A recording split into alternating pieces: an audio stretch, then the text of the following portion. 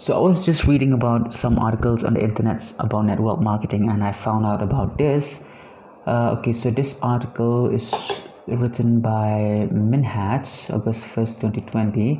So I'm gonna read out some points about why MLM is bad and why you should avoid it. Now, in this article, I think it's included some of the quotes in which Dr. John M. Taylor he wrote about this book called The Multi-Level Marketing en Masse. Okay, so here it is. Have you been approached by a friend or family member telling you if you give them 5 minutes of your time, they have an exciting business opportunity that they believe will change your life? Now, if you have, and their excitement kind of intrigue and creep you out at the same time, read on, because you have most probably been targeted by a recent MLM recruit who thinks they have found the best things in sliced bread. Okay, so this article will quote extensively from Dr. J.M. Taylor's book called Multi-Level Marketing en Masse, a total expose of the MLM industry and its deceptive practices. Alright, so here's what Dr. John M. Taylor said on his book. Most of the money paid by the MLM company goes to the TOPPs, or the top of the pyramid promoters, at the expense of a revolving door of unwitting new downline recruits who try an MLM program and quit only to enrich the founders and TOPPs with commissions from the purchases these recruits made in a vain effort to succeed. MLM companies run some of the most deceptive advertising in the business world.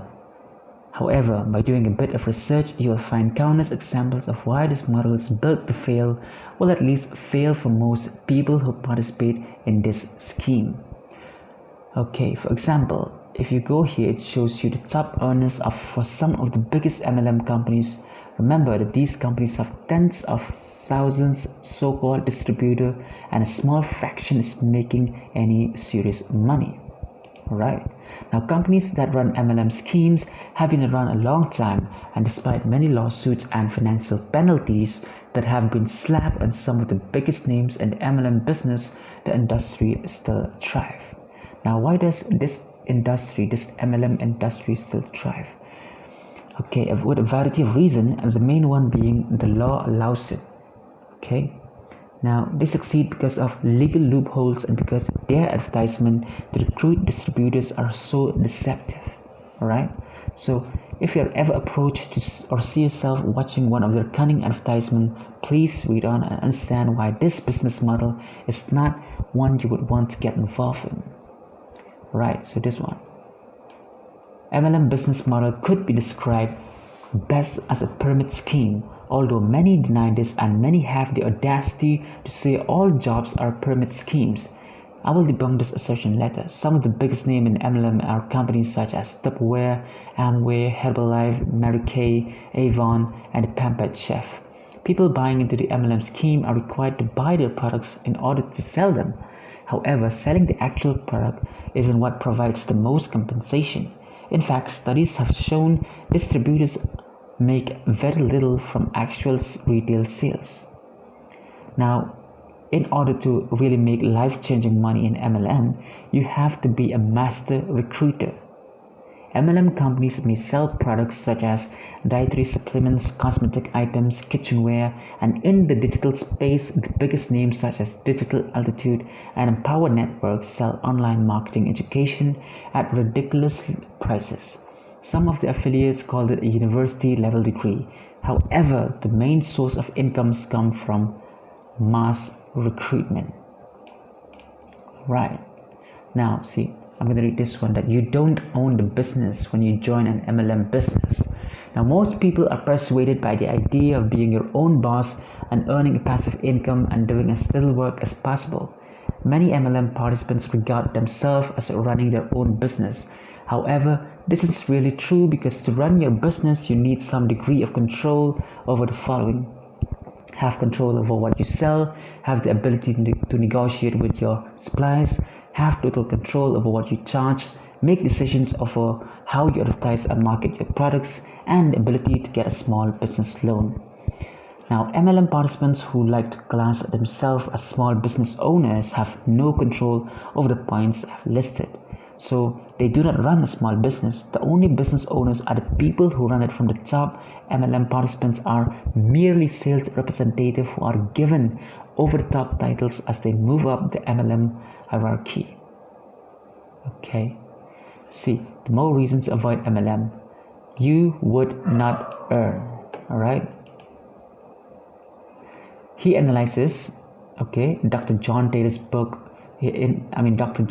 in his book, he analyzed over 600 MLM companies and found that over 99% of MLM distributors make a loss and less than 1% make the lifestyle changing money that they all advertise with. Right? Okay. Alright, so this is what's there in the book, and we have some more points here. Overpriced and low quality products. Okay, so you wonder why some of the biggest retailers do not sell these so-called great products, because they are not so great. Despite the exaggerated claims by its most adherents of followers, the majority of MLM products are simply not great. Okay, and we have one more quote here. Most of the money paid by the MLM companies goes to TOPPs at the expense of the revolving door of unwitting new downline recruits who try an MLM program and quit, only to enrich the founders and TOPPs with commissions from the purchases these recruits made in a vain effort to succeed. Now, whenever you get pitched by an MLM representative, you will notice that they always focus on recruiting. They'll say stuff like, if you recruit X amount of people and then help them recruit X amount, you'll be earning passive income in no time. It sounds so easy and simple, but if everyone is to be successful, then it means the entire of Earth's population will have to be recruited, right? Yes, it sounds absurd, but that is the logical conclusion you come to. If you tell hardcore MLMers this, and they will agree that not everyone will be successful at recruitment, just like not everyone will succeed in running their own business. However, normal business owners aren't looking to recruit the whole world to make their business profitable. So what should you do? Starting a business is something many people aspire to. However, getting involved in an MLM is not the way you want to go. First, as I've already explained, you would not be starting your own business, but growing someone else, and you would be paying them to do that. Now, how ridiculous is that? Now, second, if you are already involved in an MLM scheme and not seeing any returns, I would highly recommend you cut your losses and get out before falling further into debt and falling into a financial misery. Third, I honestly believe it is your duty to warn about others about the dangers of getting involved in an MLM scheme. If you have friends, family members, work colleagues who may be thinking of or already are involved in an MLM company, do your best to warn them about. Now, if you're serious about running a business, then I highly recommend starting e-commerce business via drop shipping. Right, so these are some of the points that I found out from this article about why MLM is bad and why you should avoid it. So for those of you that have joined, then please think about it, and those of you who are planning to join also, please think about it. That's all. Thank you. See you on my next video, and please subscribe. Thank you.